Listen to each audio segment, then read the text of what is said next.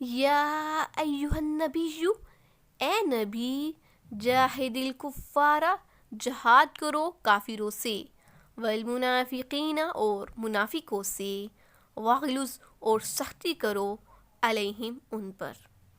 تو اے پیغمبر کافروں اور منافقوں سے لڑو اور ان پر سختی کرو۔ وَمَأْوَاهُمْ اور ٹھکانہ ہے ان کا، جہنم جہنم، ان کا ٹھکانہ جہنم ہے، وَبِئْسَ الْمَصِيرُ اور وہ بہت برا ٹھکانہ ہے۔ کافروں منافقوں سے جہاد کا اور ان پر سختی کا حکم ہوا تو مومنوں سے جھک کر ملنے کا حکم ہوا، تو کافروں کی اصل جگہ جہنم مقرر فرما دی گئی۔ حدیث میں ہے کہ حضور صلی اللہ علیہ وآلہ وسلم کو اللہ تعالیٰ نے 4 تلواروں کے ساتھ مبعوث فرمایا۔ ایک تلوار مشرکوں میں، فرماتا ہے فَإِذَا انْسَلَخَ الْأَشْهُرُ الْحُرُمُ فَاقْتُلُوا الْمُشْرِكِينَ، حرمت والے مہینے کے گزرتے ہی مشرکوں کی خوب خبر لو۔ تو دوسری تلوار اہل کتاب کے کفار میں، تو اللہ تعالیٰ فرماتے ہیں قاتلوا الذین لا یؤمنون، تو جو اللہ پر قیامت کے دن پر ایمان نہیں لاتے، اللہ اور اس کے رسول کے حرام کیے ہوئے کو حرام نہیں مانتے، دین حق کو قبول نہیں کرتے، ان اہل کتاب سے جہاد کرو جب تک کہ وہ ذلت کے ساتھ جھک کر اپنے ہاتھ سے جزیہ دینا منظور نہ کر لیں۔ تیسری تلوار منافقین میں، ارشاد ہوتا ہے جاہد الکفار والمنافقین، کافروں اور منافقوں سے جہاد کرو۔ چوتھی تلوار باغیوں میں، فرمان ہے یعنی باغیوں سے لڑو جب تک کہ پلٹ کر وہ اللہ کے حکم برداری کی طرف نہ آ جائیں۔ تو اس سے ثابت ہوتا ہے کہ منافق جب اپنا نفاق ظاہر کرنے لگیں تو ان سے تلوار سے جہاد کرنا چاہیے۔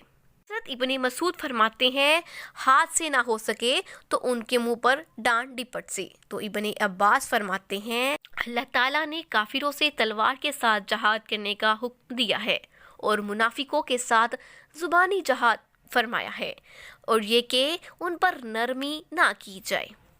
یہ آیت عبداللہ بن ابی کے بارے میں اتری ہے۔ ایک جہنی اور ایک انصاری میں لڑائی ہوئی، جہنی شخص انصاری پر چھا گیا تو اس منافق نے انصار کو اس کی مدد پر ابھارا اور کہنے لگا واللہ ہمارے اور اس محمد صلی اللہ علیہ وآلہ وسلم کی تو وہی مثال ہے کہ اپنے کتے کو موٹا تازہ کر کے وہ تجھے ہی کاٹے، واللہ اگر ہم اب کی مرتبہ مدینے میں واپس گئے تو ہم عزت والے لوگ ان تمام کمینے لوگوں کو وہاں سے نکال باہر کریں گے۔ ایک مسلمان نے جا کر حضور صلی اللہ علیہ وآلہ وسلم سے یہ ساری گفتگو دہرا دی۔ آپ نے اسے بلوا کر اسے سوال کیا تو یہ قسم کھا کر انکار کر گیا، تو اللہ تعالیٰ نے یہ آیت نازل فرمائی۔ حضرت انس فرماتے ہیں میری قوم کے جو لوگ حرہ کی جنگ میں کام آئے ان پر مجھے بڑا ہی رنج و غم رہا تھا۔ اس کی خبر حضرت زید بن ارقم کو پہنچی تو آپ نے مجھے خط میں لکھا کہ حضور صلی اللہ علیہ وآلہ وسلم سے میں نے سنا ہے آپ دعا کرتے ہیں یا اللہ انصار کو اور انصار کے لڑکوں کو بخش دے۔ یحلفون قسمیں کھاتے ہیں باللہ اللہ کی، ما نہیں قالوا انہوں نے کہا، تو یہ لوگ اللہ کی قسمیں کھاتے ہیں کہ انہوں نے تو کچھ نہیں کہا۔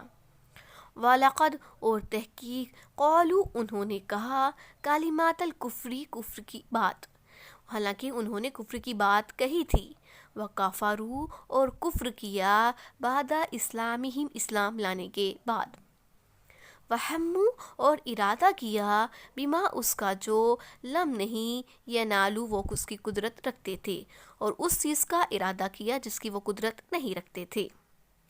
وما اور نہیں نقموا عیب دیکھا الا مگر ان یہ کہ اغناہم اللہ غنی کر دیا ان کو اللہ تعالیٰ نے، ورسولہ اور اس کے رسول نے، من فضلہ اپنے فضل سے۔ اور انہوں نے مسلمانوں میں عیب ہی کون سا دیکھا ہے اس کے سوا کہ اللہ اور اس کے پیغمبر نے انہیں اپنا فضل بخشا۔ فَإِن يَتُوبُوا پھر اگر وہ توبہ کر لیں، یکو تو وہ ہے خیراً بہتر، لہم ان کے لیے، پھر اگر وہ توبہ کر لیں تو یہ ان کے لیے بہتر ہے۔ وَإِن يَتَوَلَّوْا اگر وہ پھر جائیں یعذبہم اللہ تو عذاب دے گا ان کو اللہ تعالیٰ عذابًا علیما دردناک عذاب فی الدنیا دنیا میں والآخراتی اور آخرت میں وما اور نہیں لہم ان کے لیے فی الارض زمین میں ولیجن کوئی دوست ولا نصیر اور نہ کوئی مددگار۔ یہ اللہ کی قسمیں کھاتے ہیں کہ انہوں نے کچھ نہیں کہا، حالانکہ انہوں نے کفر کا کلمہ کہا اور یہ اسلام لانے کے بعد کافر ہو گئے ہیں اور ایسی بات کا ارادہ کر چکے ہیں جس کو وہ پا ہی نہیں سکتے۔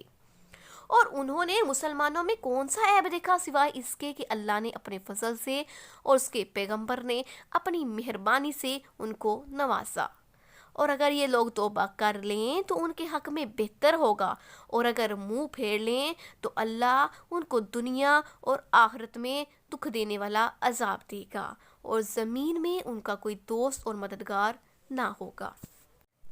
تو جو منافق تبوک کے واقعہ میں چھوڑ دیے گئے تھے اور وہ حضور صلی اللہ علیہ وآلہ وسلم کے ساتھ تھے، ان میں الیاس بن عوید بن سامت بھی تھا۔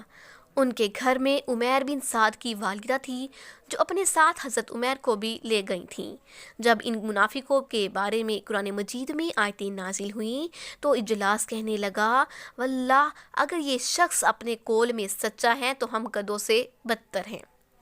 حضرت عمیر بن سعد رضی اللہ تعالیٰ عنہ یہ سن کر فرمانے لگے کہ یوں تو آپ مجھے سب سے زیادہ محبوب ہیں اور آپ کی تکلیف مجھ پر میری تکلیف سے بھی زیادہ شاق ہے، لیکن آپ نے اس وقت تو ایسی بات منہ سے نکالی ہے، اگر میں اسے پہنچاؤں تو رسوائی ہے، اگر نہ پہنچاؤں تو ہلاکت ہے، تو رسوائی یقیناً ہلاکت سے ہلکی چیز ہے۔ یہ کہہ کر یہ بزرگ حضور صلی اللہ علیہ وآلہ وسلم کے پاس حاضر ہوئے اور ساری بات کہہ سنائی۔ جلاس کو جب پتہ چلا تو اس نے سرکار نبوت میں حاضر ہو کر قسمیں کھا کر یہ کہا کہ عمیر جھوٹا ہے، میں نے یہ بات ہرگز نہیں کہی۔ اس پر یہ آیت اتری تو روایت ہے کہ اس کے بعد جلاس نے توبہ کر لی اور بالکل ٹھیک ہو گئے۔ وَمِنْهُمْ اور ان میں سے من جس نے عہد کیا اللہ سے، تو ان میں سے بعض ایسے بھی ہیں جنہوں نے اللہ سے عہد کیا تھا، لَإِنْ البتہ اگر عطانا دیا جائے گا ہم کو من فضل ہی اپنے فضل سے، اگر اللہ ہمیں اپنے فضل سے مال عطا فرمائے گا، لَنَصَدَّقَنَّ تو البتہ ہم ضرور صدقہ کریں گے، وَلَنَكُونَنَّ اور ہو جائیں گے من الصالحین صالحین میں سے۔ ان میں سے بعض ایسے ہیں جنہوں نے اللہ سے عہد کیا تھا کہ اگر وہ اپنی مہربانی سے انہیں مال عطا فرمائے گا تو یہ لوگ خیرات کریں گے اور نیکوکاروں میں شامل ہو جائیں گے۔ اس آیت میں ان منافقین کے بارے میں ذکر ہو رہا ہے جنہوں نے عہد کیا کہ اگر مجھے اللہ مالدار کر دے تو میں بڑی سخاوت کروں گا اور نیک بن جاؤں گا، لیکن اب اللہ نے اسے امیر اور خوشحال بنا دیا، اس نے عہد شکنی کی۔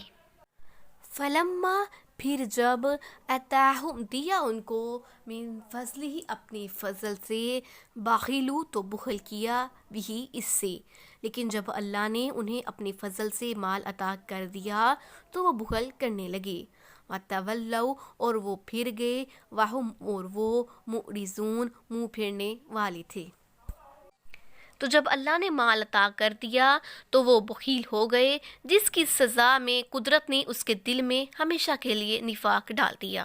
یہ آیت ثعلبہ بن حاطب انصاری کے بارے میں نازل ہوئی ہے۔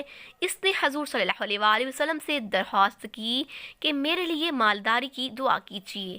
آپ نے فرمایا، تھوڑا مال جس کا شکر ادا ہو اس مال سے بہت اچھا ہے جو اپنی طاقت سے زیادہ ہو۔ اس نے پھر بھی درخواست کی تو آپ نے پھر سمجھایا کہ تو اپنا حال اللہ کے نبی جیسا حال رکھنا پسند نہیں کرتا؟ واللہ میں اگر چاہتا تو پہاڑ سونے چاندی کے بن کر میرے ساتھ چلتے۔ اس نے کہا، حضور واللہ میرا ارادہ ہے اگر اللہ مجھے مالدار کر لے تو میں بڑی سخاوت کروں، ہر ایک کو اس کا حق ادا کروں۔ آپ نے اس کے لیے مال میں برکت کی دعا کی۔ اس کی بکریوں میں اس طرح زیادتی شروع ہوئی جیسے کیڑے بڑھ رہے ہوں، یہاں تک کہ مدینہ اس کے جانوروں کے لیے تنگ ہو گیا۔ یہ ایک میدان میں نکل گیا، ظہر اثر تو جماعت کے ساتھ ادا کرتا، باقی نماز جماعت سے نہیں ملتی تھی، جانوروں میں اور برکت ہوئی، اسے اور دور جانا پڑا۔ اب سوائے جمعہ کے اور سب جماعتیں اسے چھوٹ گئیں، مال بڑھتا گیا۔ ہفتے بعد جمعہ کے لیے آنا بھی اس نے چھوڑ دیا۔ آنے جانے والے کافروں سے پوچھ لیا کرتا تھا کہ جمعے کے دن کا کیا بیان ہوا۔ ایک مرتبہ حضور صلی اللہ علیہ وآلہ وسلم نے اس کا حال دریافت کیا تو لوگوں نے سب کچھ بیان کر دیا۔ آپ صلی اللہ علیہ وآلہ وسلم نے اظہار افسوس کیا۔ ادھر آیت اتری کہ ان کے مال سے صدقے لے اور صدقے کے احکام بھی بیان ہوئے، تو آپ نے دو شخصوں کو، جن میں ایک قبیلہ جہنیہ کا اور دوسرا قبیلہ سلیم کا تھا، انہیں تحصیلدار بنا کر صدقہ لینے کے احکام لکھ کر انہیں دے بھیجا اور فرمایا صلبہ سے اور باقی سے لوگوں سے صدقہ لے آؤ۔ تو یہ دونوں صلبہ کے پاس پہنچے، پیغمبر کا فرمان دکھایا، صدقہ طلب کیا تو وہ کہنے لگا، واہ، یہ تو جزیے کی طرح ہے، یہ تو بالکل ایسا ہی ہے جیسے کافروں سے جزیہ لیا جاتا ہے۔ یہ کیا بات ہوئی؟ اچھا اب تم جاؤ، لوٹتے ہوئے آنا۔ تو دوسرا شخص جو تھا سلمہ، جب اسے معلوم ہوا تو اس نے اپنے بہترین جانور نکالے اور انہیں لے کر خود ہی آگے بڑھا۔ انہوں نے ان جانوروں کو آتا دیکھ کر کہا کہ یہ ہمارے لینے کے لائق نہیں، نہ تجھ پر دینا ان کا ضروری ہے۔ تو اس نے کہا، میں اپنی خوشی سے بہترین جانور دینا چاہتا ہوں۔ آپ نے انہیں قبول فرمایا، اوروں سے بھی وصول کیا صدقہ، اور لوٹتے ہوئے پھر صلبہ کے پاس آئے تو اس نے کہا، ذرا مجھے وہ پرچہ تو دکھاؤ جو تمہیں دیا گیا ہے۔ پڑھ کر کہنے لگا، یہاں تو صاف صاف جزیہ ہے، کافروں پر جو ٹیکس مقرر کیا جاتا ہے یہ تو بالکل ویسا ہے۔ اچھا جاؤ، میں سوچ سمجھ لوں۔ تو یہ واپس چلے گئے۔ انہیں دیکھتے ہی حضور صلی اللہ علیہ وآلہ وسلم نے صلبہ پر اظہار افسوس کیا اور سلمہ شخص کے لیے برکت کی دعا کی۔ اب انہوں نے صلبہ اور سلمہ دونوں کا واقعہ کہہ سنایا تو اللہ نے یہ آیت نازل فرمائی۔ صلبہ کے ایک قریبی رشتہ دار نے جب یہ کچھ سنا تو صلبہ سے جا کر واقعہ بیان کیا اور آیت بھی سنائی۔ حضور صلی اللہ علیہ وآلہ وسلم کے پاس آیا اور درخواست کی کہ اس کا صدقہ قبول کیا جائے۔ آپ نے فرمایا، اللہ نے مجھے تیرا صدقہ قبول کرنے سے منع کر دیا ہے۔ تو یہ اپنے سر پر ہاتھ ڈالنے لگا۔ آپ نے فرمایا، یہ تو سب تیرا ہی کیا دھڑا ہے، میں نے تجھے کہا تھا لیکن تو نہ مانا، واپس اپنی جگہ چلا جا۔ حضور صلی اللہ علیہ وآلہ وسلم نے انتقال تک اس کی کوئی چیز قبول نہ کی۔ پھر یہ خلافت صدیقی سے میں آیا اور کہنے لگا، میری جو عزت حضور صلی اللہ علیہ وآلہ وسلم کے پاس تھی، جو مرتبہ انصار میں ہے، وہ آپ خود جانتے ہیں، میرا صدقہ قبول فرمائیے۔ آپ نے جواب دیا کہ جب حضور صلی اللہ علیہ وآلہ وسلم نے قبول نہیں فرمایا تو میں کون؟